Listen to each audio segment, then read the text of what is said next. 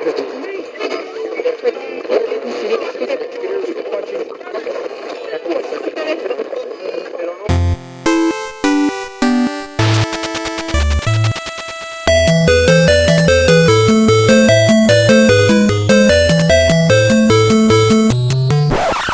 like it? How about this one?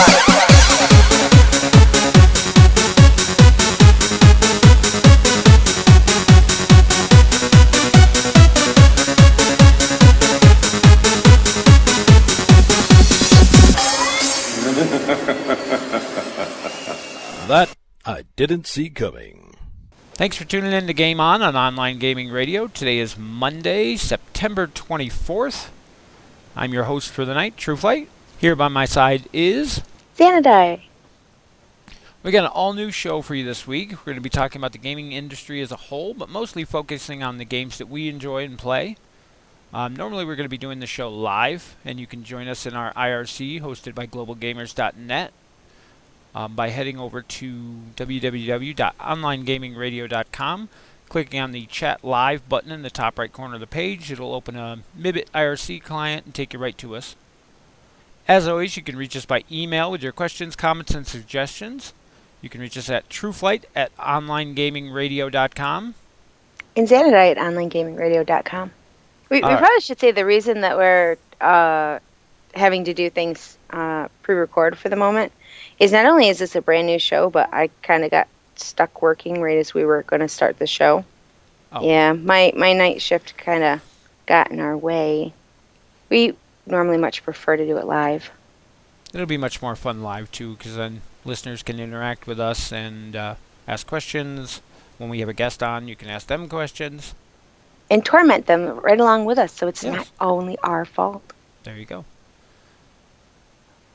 Before we get started, give a little introductions about ourselves in case you're not familiar with the previous shows we were involved with.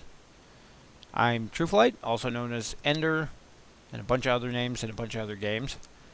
I've been doing online webcasting from MechWarrior 4 on through MechWarrior Underground with our Racing League, and most recently EQ Tuesday on Online Gaming Radio. I play MechWarrior 4 regularly. I still do. I'm involved in a bunch of other games. Magic the Gathering, both online and card game. Dawn of War, World of Tanks. More recently, we were playing Guild Wars 2 and Vindictus online, and of course EverQuest 2. How about you, Zen? I'm not nearly as diverse as you are. Let's see, I played MechWarrior 4. You got me into that. Everything I've been into other than, the old basics, you've gotten me into. And usually you get me into them kicking and screaming, and then I love them, which is how I ended up in EQOA. I wouldn't say that. No. I started playing EQOA because if I didn't, I never would have seen you again. So I started playing, and then we had to get a second PlayStation because then we fought over who was going to play.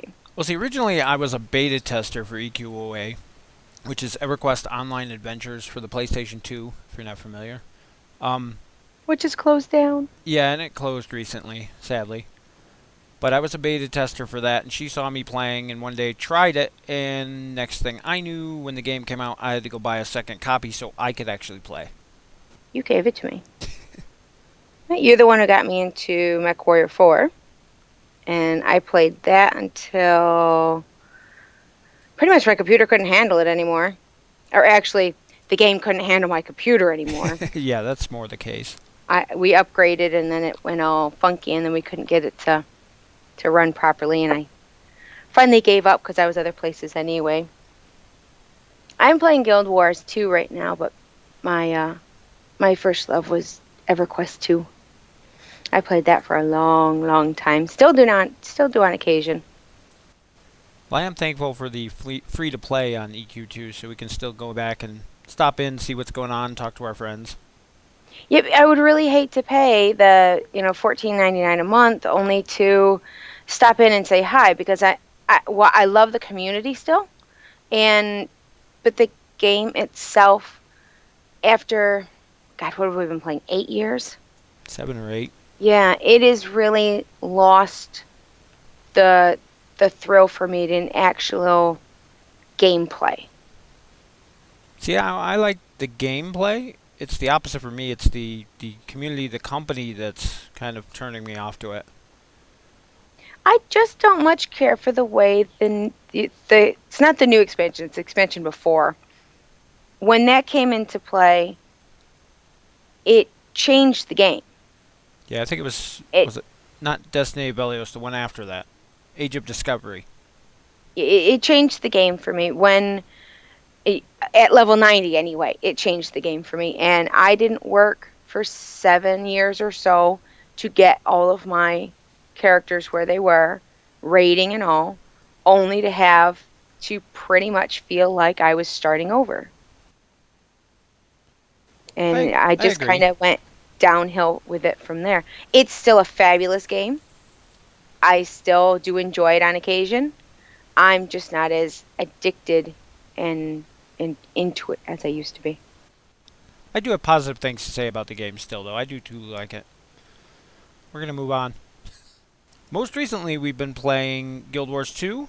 Came out not too long ago. About a month ago now, I think. We've been playing right along. I think we got it. We didn't get the pre-release. We got it just after it came out, like the weekend after. I just happened to stop and pick it up just because we'd been thinking about it, and so many of our friends had gone there, and I really didn't want to. I really didn't want to give up my EQ2, and I was having a difficult time thinking about playing both at the same time. I've managed to juggle them, though. Well, let's start out with first impressions. Definitely positive. I love the fact that you buy the game and there's no monthly fee. Yeah, I don't know if we could continue to play if it had a monthly fee. I remember way back when, and it was when we first started EQOA, we were absolutely flabbergasted. Why? Oh my God, why would we pay monthly to play a game? This is true. We've already bought the game. We will never do this. We will never play it. It's a terrible concept, and we were very, very dead set against it. Oh, we will never, ever pay to play. And then we realized the fact that we don't go to the movie theaters. We didn't go out to eat a lot at the time, and honestly, $15 for a month's worth of entertainment isn't so bad when you think about it. Well, not only that, we hadn't watched TV and yeah, we don't have cable. We don't have any of the premium channels, any of that stuff. But yeah, like I said, the biggest thing that caught my eye about Guild Wars 2 when it came out was no monthly fee, which was an awesome change from what we're used to. What do they have? 6 races to choose from and 8 classes. And the more we're out in the world, I have no doubt that will increase somewhere along the line. They had to leave room to grow. Let me correct myself. There's 5 races, 8 classes. Yeah, it's definitely room to expand just in the game. I'm going to be horrible, and all you true diehard Guild War fans are going to laugh at us, but since we did play another game for the last 7 years, and we never did actually play Guild Wars 1, we're not exactly familiar with all the terms and names and everything yet, so... Oh no, I'm still having a terrible time with that. And as I understand it, Guild Wars 1, which, like I said, we never did play, is quite different from Guild Wars 2. I have heard many, many people say that they did not care for Guild Wars 1, and they are loving Guild Wars 2. That's a good thing. So... it's a very good thing, but I'm almost curious to go back and look at Guild Wars 1 again and discover why I didn't care for it to begin with. So or what the major differences are. The first thing that came to my mind, and this coming from playing years and years of different fantasy games, there's no elves. No, none. That shocked me. A fantasy game with no elves. That shocked me. The closest would be the Sylvari. Yep, which are plant-like tree people. Who I love their looks, though. Yeah, you can do some really cool things with the different patterns on them. There's like different moss or ivy, whatever you want to call it, patterns you can put on their skin, and they are very pretty race. We also have the humans, obviously. Can't have a game without the humans. There are the Asura, which I call little floppy-eared guys. Which, is me calling the floppy-eared guys. They remind me of Stitch from Lilo and Stitch, except they only have 2 arms. I hadn't thought of that. Now I'm going to think of that every time. Including mine, because my guy has I was the going little to say, bite you out of play his one. ear. That's just great. And I follow you around, so... I'm not blue. No, but you have this obsession with fire. Yes, I do. And what rabbits. What other classes do we have? Or races? The Char, which are large... I'm not sure if they're cats or what, but they have, like, dragon horns. Yeah, they're more cat than anything. They remind me of Klingons. They're very warlike and tribal. Although I've seen a few NPCs that were quite kitty cat rather than lion. The one thing that's another thing that's taking some getting used to in the world of Guild Wars. I can't think of the name of the actual world, but it's not just fantasy. They have a lot of other things mixed in. Like the Char have gigantic war machines, like the size of buildings, giant tanks, and the Asura have golems and computers and little holographic displays everywhere. It's been interesting. We're very much used to EQ2, where it's a Renaissance, setting. It's an old castles and dragons setting. And this is a whole new world. And the last playable race right now is the Norn, which are the equivalent of barbarians, I think. Yeah, that's what I attested them to, barbarians. And I had some interesting little fact things that I got from the Guild Wars 2 website. And unfortunately they don't give specific numbers. I can understand why, but it's a bar graph made up of who's chosen what classes, what races, what subclasses for crafting, and the percentage of male and female players.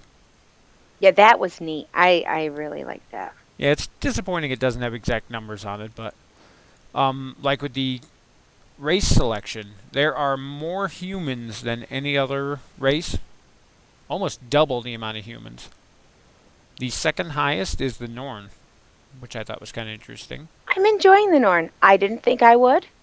I have, for some reason, a difficult time playing the larger races. But I'm actually really enjoying them. I love the storyline, at least, that I'm running through. It doesn't help you're playing the biggest race and I'm playing the smallest.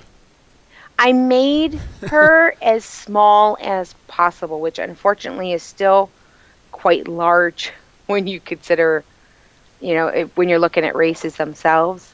I just have a difficult time with it, and I don't know why. One of the other cool things during character creation, not only can you pick, your facial features and things like you can with most games, they actually have a body size, and there's like 20 different body builds you can pick from. Yeah, that's awesome. And they change everything from your muscular structure to your, shoulder width. Are you a little bit chubby? Or are you skinny in the middle? With the female characters, a lot of them have different breast sizes. Mm-hmm. Like my human, you could choose whether you want to be a scrawny little, a nerd-like guy with no muscles, nothing, or big chiseled abs with a six-pack. It was kind of neat to play with. I'll have to link that little chart so people can look at it. I'll put it in the show notes. Guild Wars 2 features an in-game market similar to EQ2's Station Cash. They call it the Gem Market.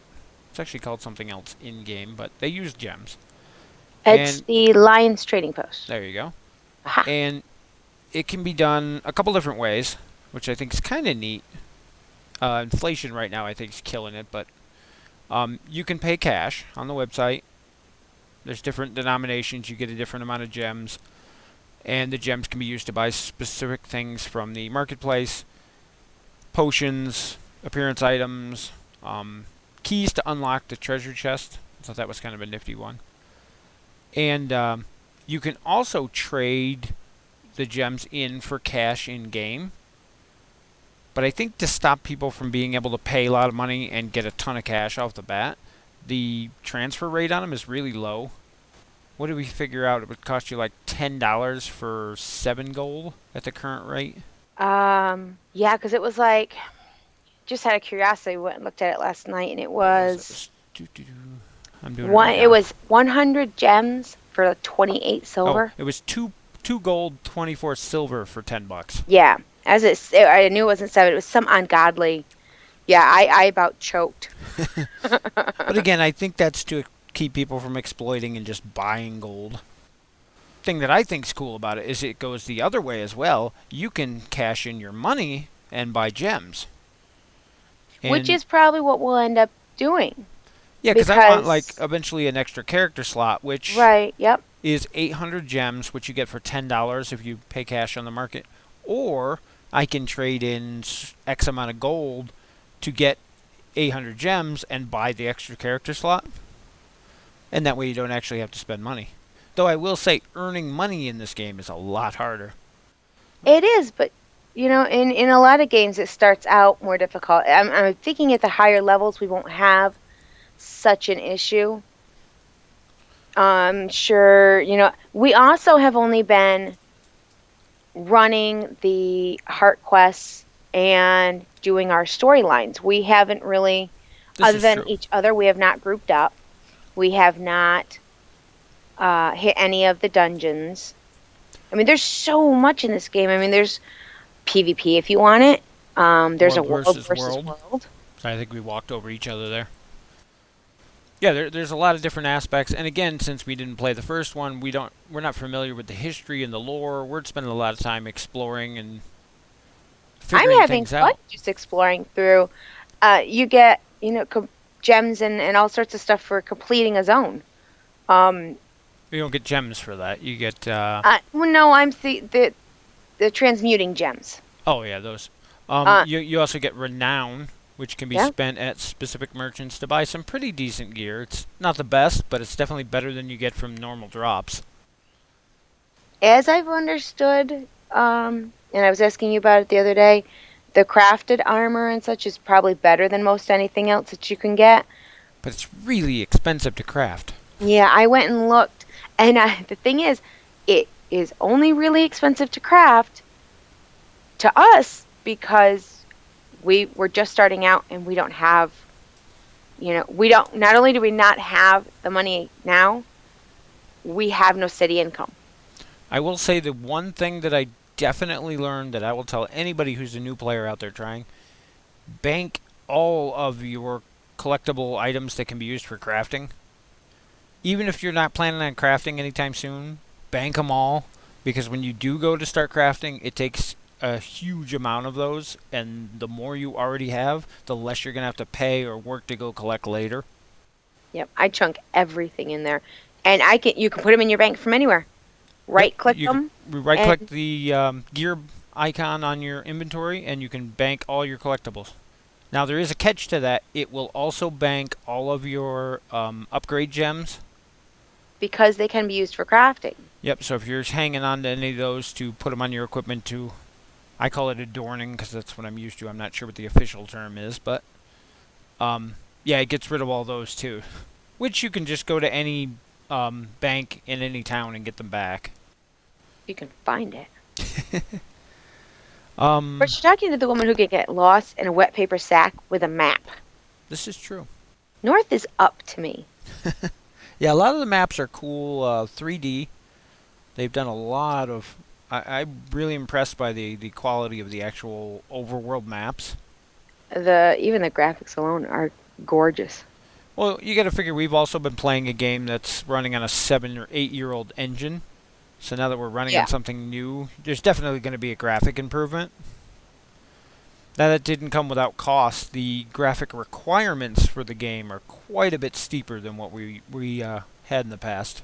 You and I were lucky. Our machines are fairly, running some fairly good stuff. But we had a friend who has some serious problems, and we had to. Yeah, he got everything all installed, found himself a copy, because they had stopped selling the online copies for a while. So we had to find one in a store. Finally got him one, got it all set up, and his computer didn't meet the minimum requirements. So, for anybody who games a lot and upgrades regularly, shouldn't be an issue. I actually have it right here in front of me.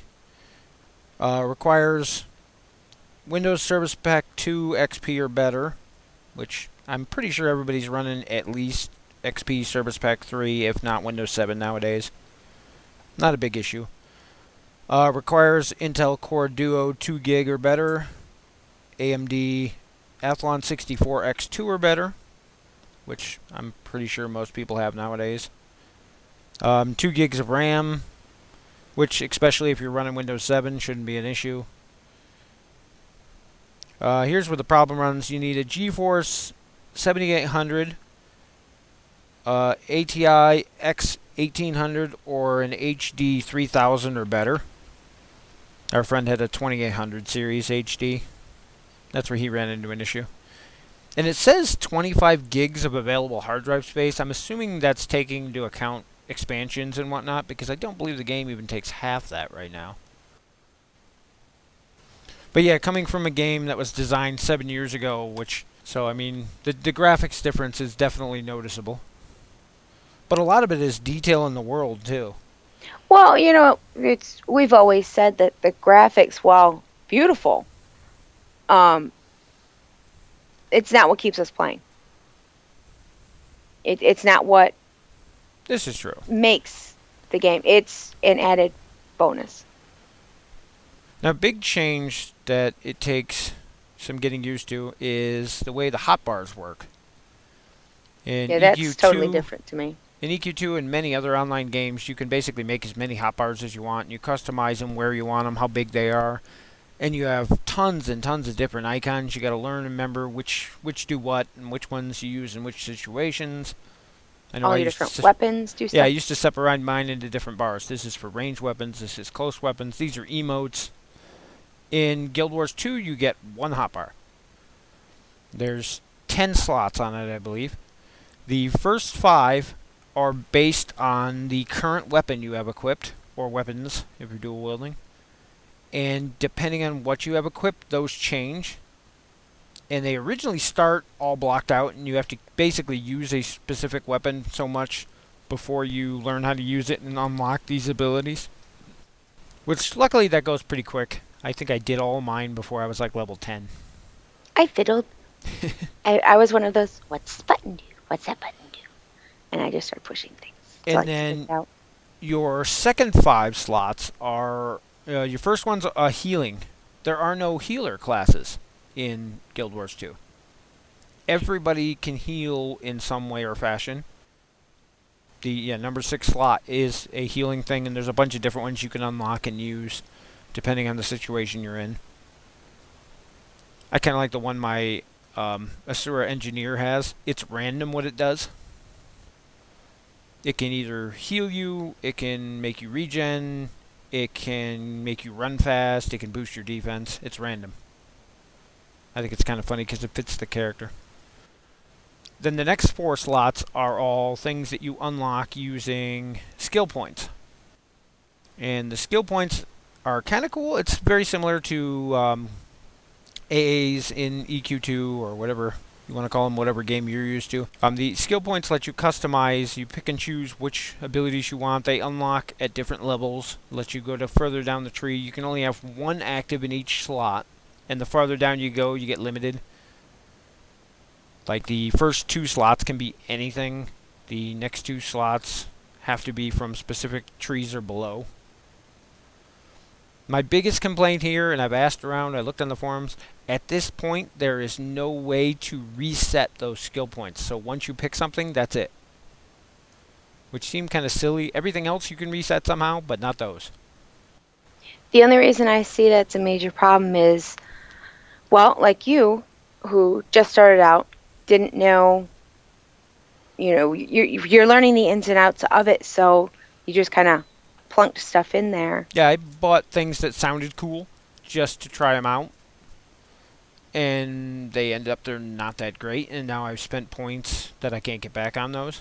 Which, from the look of it, eventually, when you get to max level, I'm pretty sure you have enough points to buy everything on every list.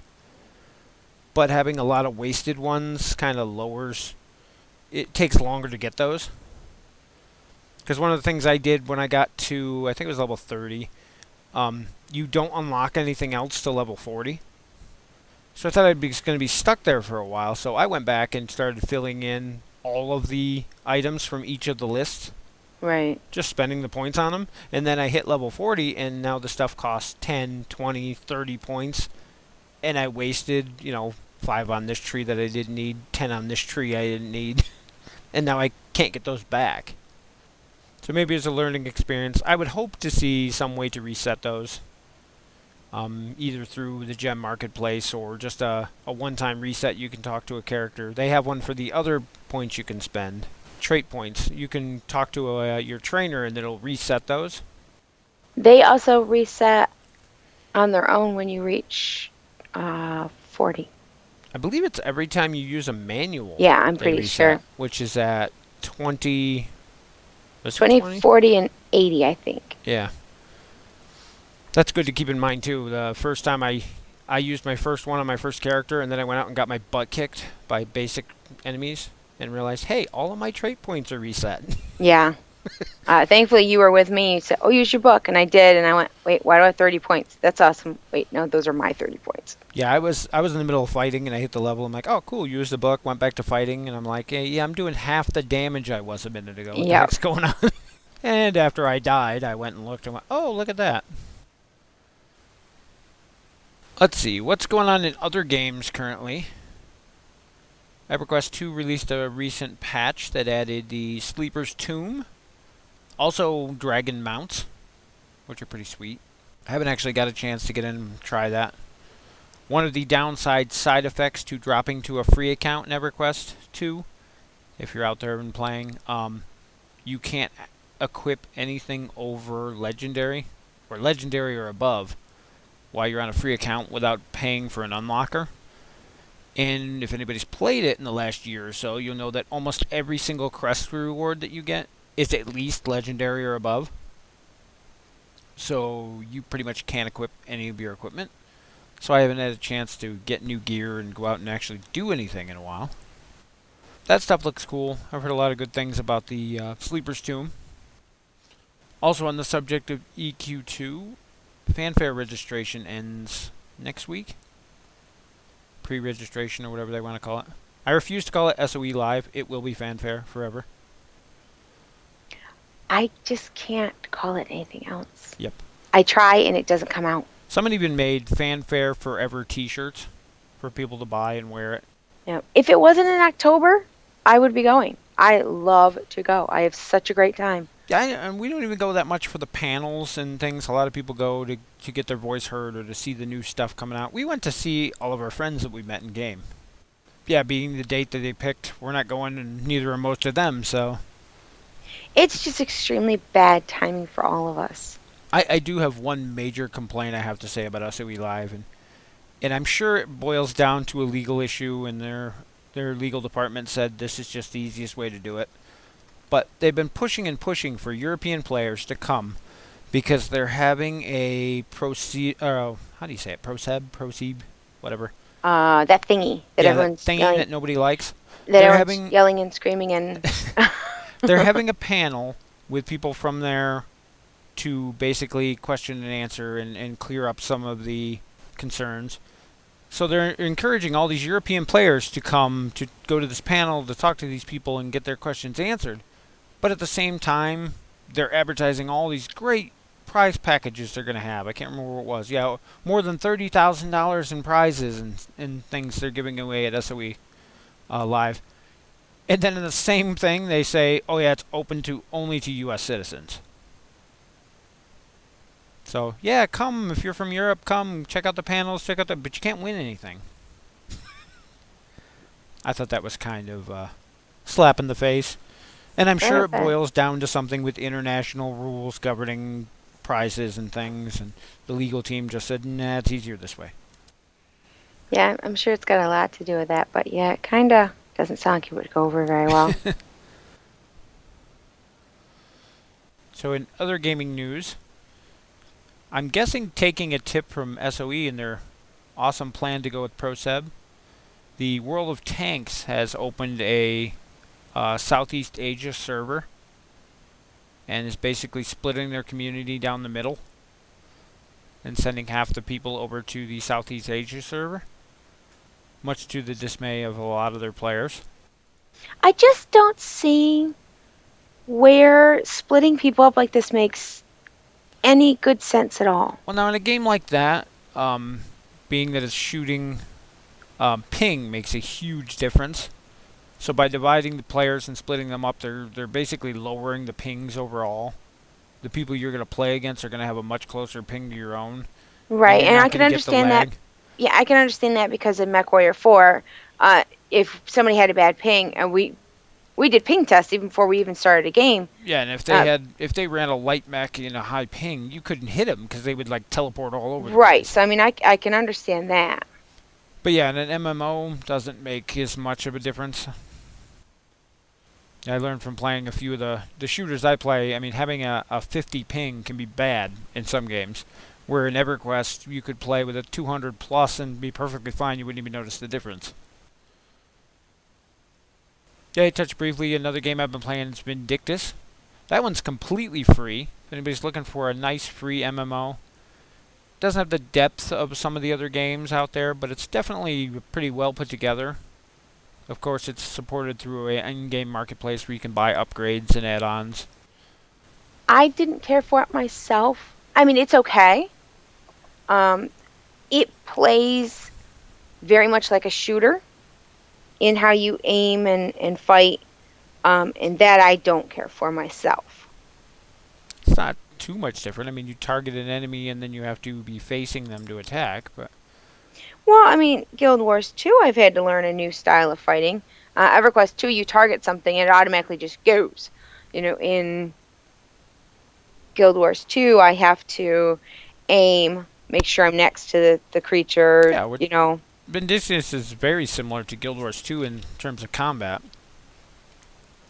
Similar, In fact, yes. The first day I was playing Guild Wars 2, a friend of ours came over to the house and thought they added a new zone to Vindictus.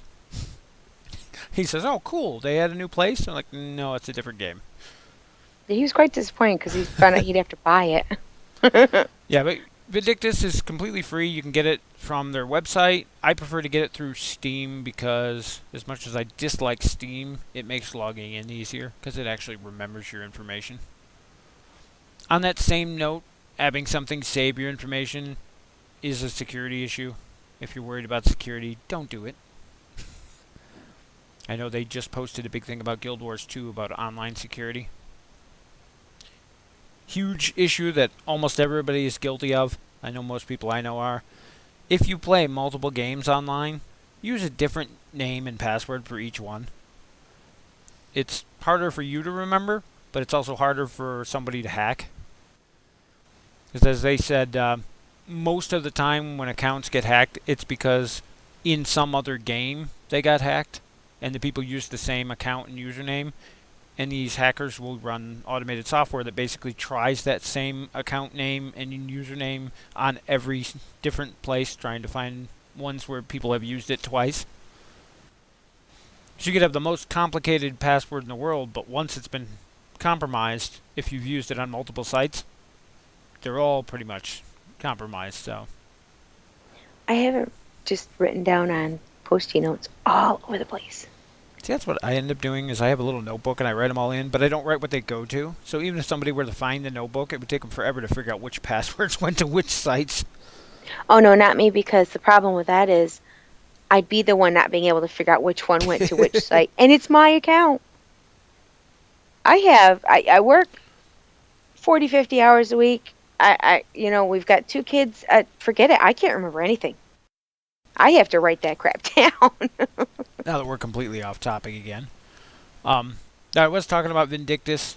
The big limitation to that game is that I think there's only 5 classes to choose from, and they're specific. You're basically taking control of one of 5 characters. Once you have a character made, you can customize it to your liking by buying different abilities. But yeah, it's really limited on what you can start with, but the game is free. It's free to play.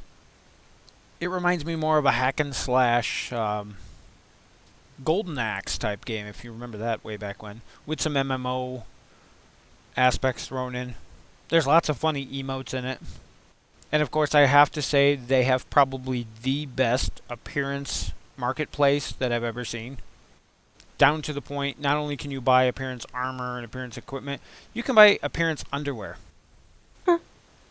Yes, from skimpy little lingerie from the girls to shiny tighty whities for the guys. What if my girl wanted to wear shiny tighty whities? I'm pretty sure they can do that too. And then they have, of course, the actual full armor sets. Everything from big, evil, spiky-looking armor to cute little bunny outfits. It's interesting. I can honestly say, if I were to go out and fight in a cute little bunny outfit, it would at least distract the enemy long enough to get a hit in. There you go. But yeah, that is probably the best point of that game. Is the online appearance marketplace is amazing. And some other games could take some cues from that. The game itself, pretty straightforward. Dungeon runs. Everything is pretty much instant, which, I don't know, some people like it, some people don't. Everything in there is interactable, which is kind of neat. You see a pile of crates next to a building, you can break those. You can pick them up, you can throw them at people. You can, there was one where we were fighting in an old village, and you can knock the pillars out that support the balcony of the second floor, and have the entire balcony fall down on the enemies. Of course, it can also land on you. Which is exactly what would happen to me. Or someone else would knock it down, and it would land on me. But yeah, it's an interesting game. If you're looking for something free, give that a try. It's Vindictus, Vindictus. It does take quite a bit to actually download it. Yeah, it's a pretty big So file. when you go get it, make sure that you're giving yourself, a good 20 minutes, half hour, or more.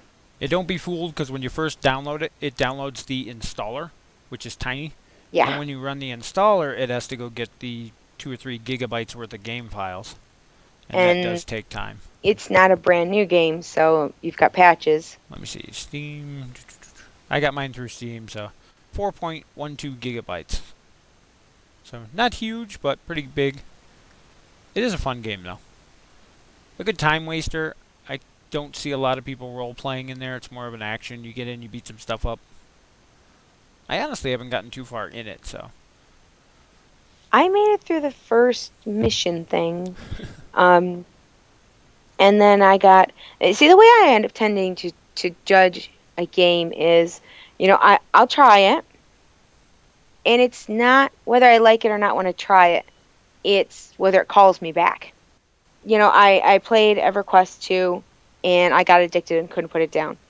Same thing with EQOA. Guild Wars is starting to have more of a pull on me. I played Vindictus. I got through the first section, and I got busy doing something else. I don't even know what it was. Something in the house, dishes, kids, I'm not sure.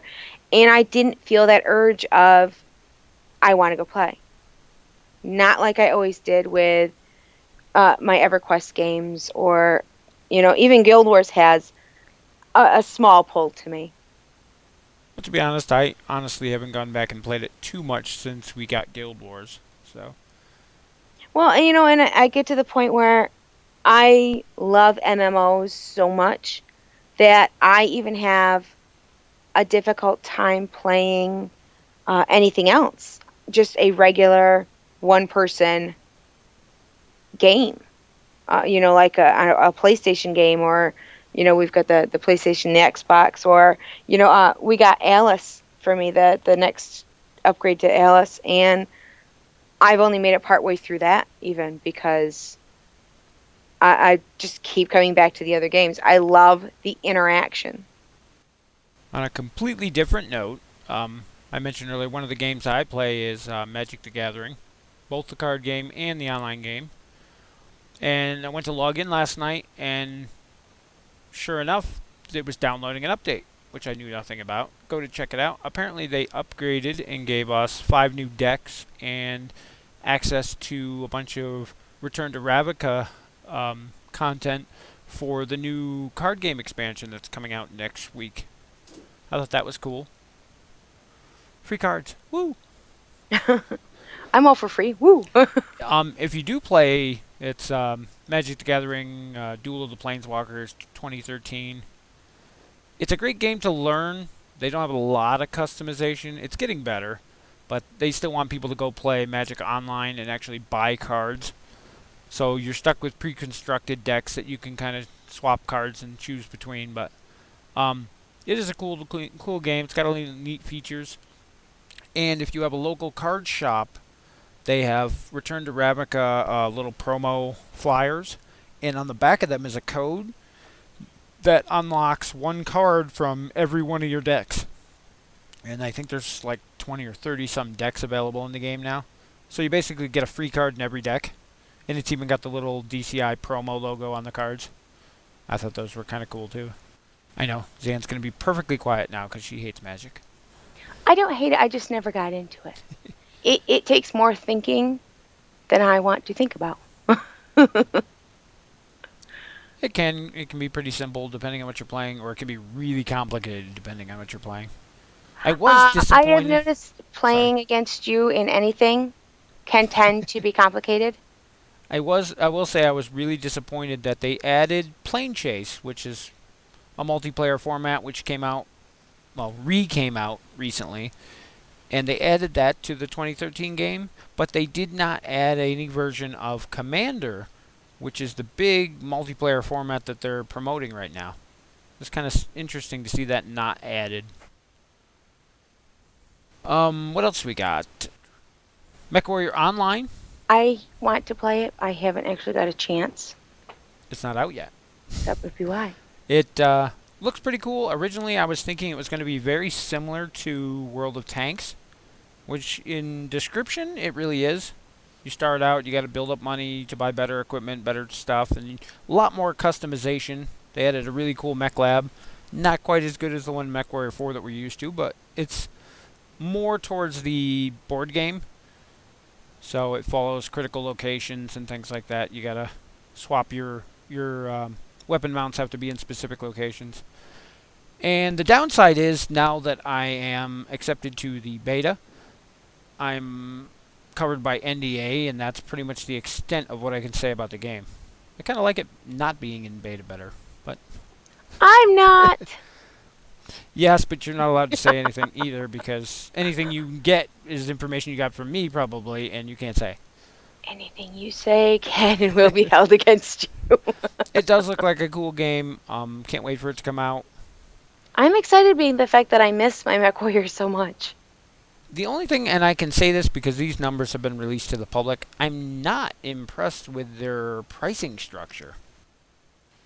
There we go, Founders Package. This is all they're offering right now. For $120, which is a lot of money, you get a Founder tag in-game. You get premium account access, which gives you bonus XP and bonus money per game for 3 months. You get $80 worth of their in-game currency, which is the equivalent of Station Cash or the Gem Market in Guild Wars. You get all 4 custom Founders mechs, which are special mechs that only the Founders can get. You get a little, like a military rank icon that shows people you're a Founder. And then they have a $60 one, which gets you pretty much the same stuff. 2 months worth of premium, only one of the Founders mechs. Or a Veteran, which is $30, which gets you 1 month, $40 worth of in-game, and none of the Founders mechs.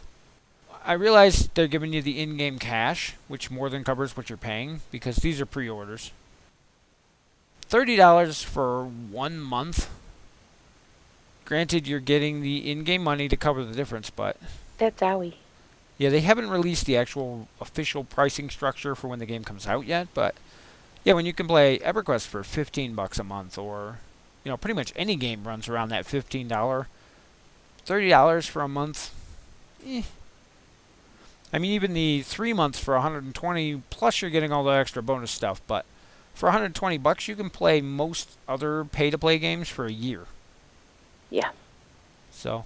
Don't think that one got thought through all the way. Like I said, you're getting other stuff with it. You're getting, for the $120 thing, you're getting $80 just in in-game currency. You're getting the 4 limited edition mechs you can't get any other way. But still, yeah, it seems a little on the pricey side to me. We'll see what they do when it officially comes out. But yeah, that looks like it's shaping up to be a cool game. There's lots of videos you can find of it online. Us old MechWarrior fans. I can't wait to see what type of matchmaking system they're going to use. because I know a lot of leagues are looking to get back into MechWarrior. And we used to play for MechWarrior leagues, MWL. And there's a few others out there that really want to use the game, but it all depends on what type of matchmaking systems they include. So that's interesting. Definitely something to keep an eye on. There's actually some old guys that we knew from MechWarrior leagues who do a podcast dedicated completely to MechWarrior Online. They usually have some inside information and news. So if you're interested in that, it's nogutsnogalaxy.net. And they do pre-record too. No, they do live. Do they do live? Yes, they do live. They have an IRC channel, which you can go in and talk to them. Actually, no, theirs is a TeamSpeak 3 channel that you can talk to them live. And an old friend of ours, George Ledoux, he did a lot of the voiceovers in MechWarrior. He did a lot of voiceovers in a ton of games. A bunch of the Elder Scrolls games. He's actually on their show occasionally. Sits in the background. Great for comic relief. He does a lot of things in character in his Duncan Fisher voice. Hysterical. He's a riot. But yeah, if you're interested in that, check that out. I'll put a link to that in the show notes too. We asked them to be part of OGR too. I haven't heard back from them. Give him a kick in the butt to get moving. There you go. This past weekend, my daughter had a birthday party. Had some friends over. And we started playing some old games that we had kind of laying around. Steve Jackson games. Munchkins. We have a special one, a vampire one. We're looking to get her the original, but they had a blast playing that. If you haven't tried that game, it is hysterical. I don't tend to get into games very much like that, and I absolutely love it. It's to the point now where the kids are asking to play. Trying to find their actual description. Here it is. The official description from the company. It's because it's hysterical. It says Munchkin is a mega hit card game about a dungeon adventure with none of that stupid role-playing stuff. You and your friends compete to kill monsters and grab magic items. And what magic items? Don the horny helmet and the boots of butt-kicking, wield the staff of napalm or maybe the chainsword of bloody dismemberment, and start slaughtering the potted plant, drooling slime, and work your way up to the plutonium dragon. And the game is silly. It's played with cards. You work your way up to being level 10. Whoever hits level 10 first wins. If you die, you lose your levels, or among other things. And there's 8 expansions to the stock game out now, and then there's countless variations. There's one with superheroes. There's one with zombies. What else they got in here? The Guild, the online web series from Felicia Day. They have their own version. Yeah, that cracks me up. There's Christmas edition. What else is in? There's a Cthulhu edition. We have a vampire edition. Lots of different ones. They all pretty much play the same. My only complaint is that the different editions are completely compatible with each other. They made them so they all follow the same rules. You could swap and change. But the cards themselves have different backs on them. So if you want to combine any of the editions, you have to have card sleeves. Otherwise, you can tell what cards are from what set, unless you don't care. But that's definitely an interesting game if you're into oddball board card game type things. That one's really funny. Another one that the kids discovered this weekend is Zombies. Now, we've had that in the closet for years. I was going to say, I don't know how long, and you got to play actually because I was at work, and I do enjoy that one as well. Trying to find out who makes that one. I can't remember. That one I'm not sure. Don't see it. Journeyman Press makes Zombies. I just looked it up yesterday. There's 11 expansions to that game now. And it is a really cool combination card game, board game. And the board is actually made up of tiles. And at the beginning of each player's turn, you pull a tile and you use it to build the map. And they have little intersections and streets on them. And so every time you play, the map is different. And the object is to kill a bunch of zombies while screwing over all the other people and eventually make it to the helicopter and escape. Sounds easy. Right, yeah, sounds that way. And all the different expansions add different tiles to the game, different strategies. There's a military base one that comes with glowing zombies, which are actually harder to kill. One of them comes with dogs that move twice as fast as the regular zombies. There's even a circus add-on that's full of clowns. That I haven't seen yet. The newest one that just came out this year is actually called Death Inc., and it is a office building. And the zombies are in suits, and there's a zombie lord who's the CEO. Zombies in suits. It must be a Monday. There you go. It is Monday. Yeah, they have a bunch of other ones. There's a Schools Out one. There's a prison one. There's one called Not Dead Yet, which is actually just card expansion. It gives you all new cards that you can draw. And the cards are everything from one of my favorites. The keys are still in it. Let you go 10 squares instead of actually rolling for movement. There's things like the, hey, look, it's a shotgun. Yeah, I remember that. I do remember that one. The ultimate, my favorite, it's called We're Screwed. It lets you put 10 zombies anywhere on the board. So basically you run away from the group of people towards wherever you want to go, and then you fill up every square behind you with zombies so they can't get to you. In that case, it's more of you're screwed than we're screwed. But yeah, it's an interesting game. The same with Munchkin. They're both, you need to win at all costs, screw over your friends. Definitely check those out if you're into that kind of thing. On the Geek and Sundry channel on YouTube, if you're not a subscriber to that, check it out. Will Wheaton does a weekly show about board games. I believe he has played Munchkin. I don't think he's played Zombies. But I know they played Munchkin against Steve Jackson himself, the creator of the game. So that was a cool episode. Cheat? Steve Jackson cheated, but... Yeah. As he pointed out himself, one of the rules in the game is to screw over everybody. So if you can cheat and nobody notices, all the more power to you. This is true. That was his defense. I'm not sure it's a good defense, but it's at least a defense. But yeah, if you do go watch that on there, see if you can catch where he made his cheat. I'm sure it's posted in the comments. I know I made a comment when I caught on. But I guess it's hard to catch unless you're pretty familiar with the rules.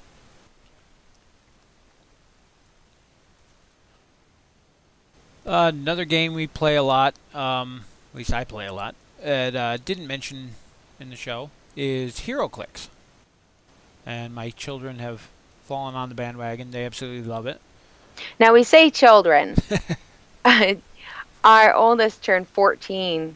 She's still children. Yeah, 2 days ago. And our son's 11.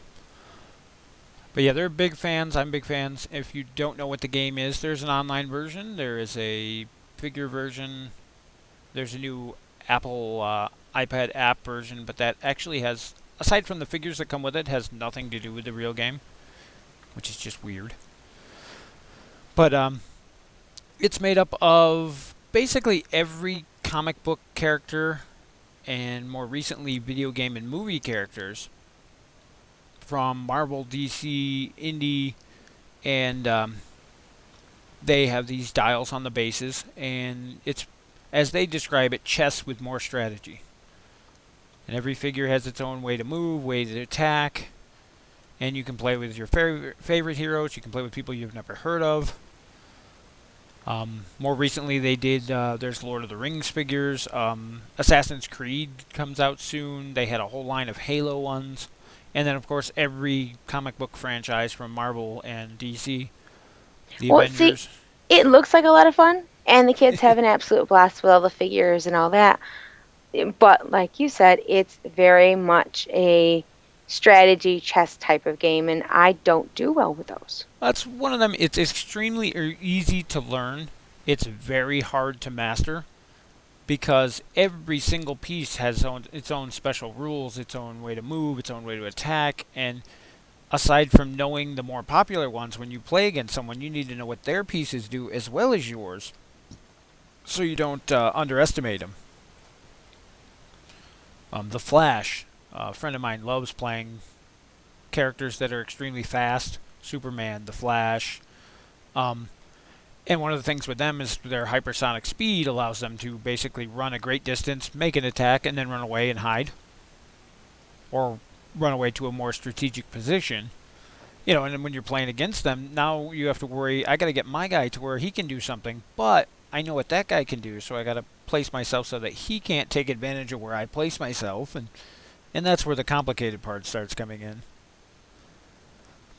But yeah, the neat thing about it, unlike other games, is when a figure gets hit and takes damage, the dials on the bottom of the base give you all your stats, and every time you take damage, you turn that. The numbers change, the stats change, the powers change.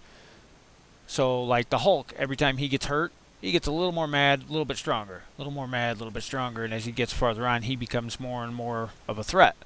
Whereas some guys, the more damage they take, the less useful they become, like Iron Man. After he takes so much damage, his armor's beat to hell, doesn't work as good, so you start losing abilities. He can't fly anymore, he can't, the chest unibeam doesn't work anymore. Things like that. He needs his Wheaties. There you go. Or a battery to charge. But yeah, it's an interesting game. Played on 2D maps that have 3D elements, which is kind of annoying. I know a lot of people online who build 3D maps, and it just adds so much more to the game.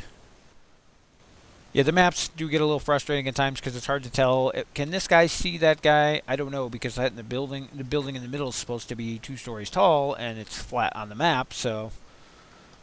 Other than that, it's a really fun game. They've been adding a lot more special rules as time goes on, which kind of get more complicated. Some people prefer the older editions. Some people prefer the new ones.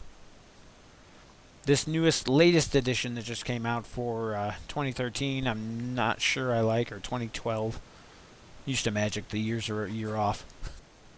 They added weird hieroglyphic pictures to the abilities rather than just write out what they do. So instead of saying, when you move through a wall, it destroys it on the new Hulk, now it's, you have a little picture of a guy running with a plus sign and a green square, and you gotta go, what? And go look at the little book to figure out what it is. But if you're interested in learning more about that, www.hcrealms.com is a great resource. Their site's a little slow at times, but it's really nice. Has a figure list of almost every figure ever released.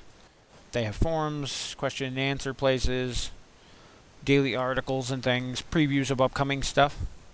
Pretty cool site. Check that out if you're interested. Well, that's going to about wrap it up for this week. I hope you enjoyed the show. When we get to going live, we'll be able to take questions and answers from people tuning in who are in our IRC. If you have any questions, comments, suggestions, you want to be on the show, you can get a hold of us by email. You can get me at trueflight@onlinegamingradio.com. And Xanadai at onlinegamingradio.com. And we will see you on the next show in 2 weeks. That's October 8th. Have fun, game on, and we'll see you then.